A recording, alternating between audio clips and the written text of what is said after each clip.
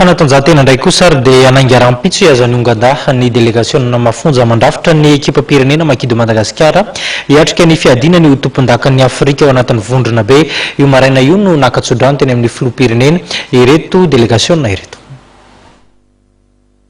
Mpilalao efatra amby roapolo no mirahalahy miampy mpitarika iray, mpitsabo iray ary mpitsara iray sy mpanazatra iray no mandrafitra ny délégation ny makidy Madagasikara hiatrika ny fiadinany tompondakan'ny Afrika vondrona B eo amin'ny taranja baolina lavalava. Anomboka ny 5 Jolay zao ity fananana ity ka hatramin'ny 12 Jolay hiatrika lalao telo ny makidy Madagasikara ka ny 5 Jolay izy ireo dia hikatroka amin'ny Botswana eo amin'ny lalao voalohany. Ny 4 Jolay indray izy ireo no hiatrika ny lalao faharoa izay ifandona amin'ny Maurice ary ny andro fahatelo farany ny 12 Jolay dia ny fionany amin'ny Côte d'Ivoire. Io maraina io dia noraisiny ny filoha Hery Rajaonarymampianina teny Avolony délégation naka ny tsodrano. Lalao ao amin'ny ekipa-pirenena malagasy zava-dehibe loatra ny andraikitra ozy ihany satria andraikitra ihany zany na tsy asa tahaka ny asa mpanjakana na ny asa hafa andraikitra satria ametrahany ny tanora malagasy ametrahany ny vahoaka malagasy fanampiarahana io amin'ny lalao izay ataonareo mino fa maifoandro ny vahoaka malagasy iray manontolo indrindra mpakafy an'io lalao io raha tahinika eo aby ny zo sy ny tsara ataonareo atsodranonareo amin'ny dizy ataonareo nokandana amin'ny lalao rehetra zay ataonareo raha fombiazana zay raha le fandreseny izay ary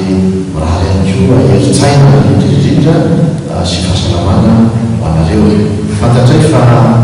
rehefa tena mantsika manina ary izay le heritsaina zay le ampopoa ampopoa ampopoa firenena ampopoa mpilalao zay tokony manazana malagasy inona azo lazaina hoe totoky enatsika eto Madagasikara na mpiaramonina na amin'ny lafiny maro samihafa dia fantatray fa ianareo mpilalao dia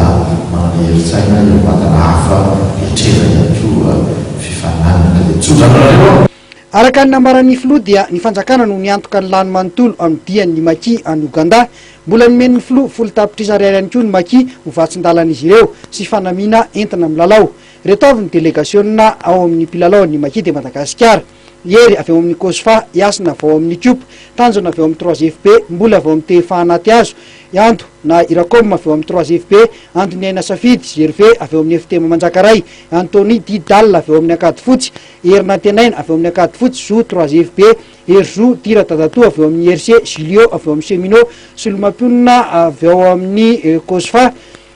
Johnson aty John Bio amin'ny 3FP, Bosco avy ao amin'ny RC, Yadja avy ao amin'ny 3FP, Mikael amin'ny FTM Manjakaray, José avy ao amin'ny 3FP, Tolitra avy ao amin'ny 3FP, Garcia 3FP, Bernard Nairabe avy ao amin'ny 3FP, ary Nantenaina Dinamana avy ao amin'ny 3FP, Tinela Didanja avy ao amin'ny Savonnerie Tropicale, Inoe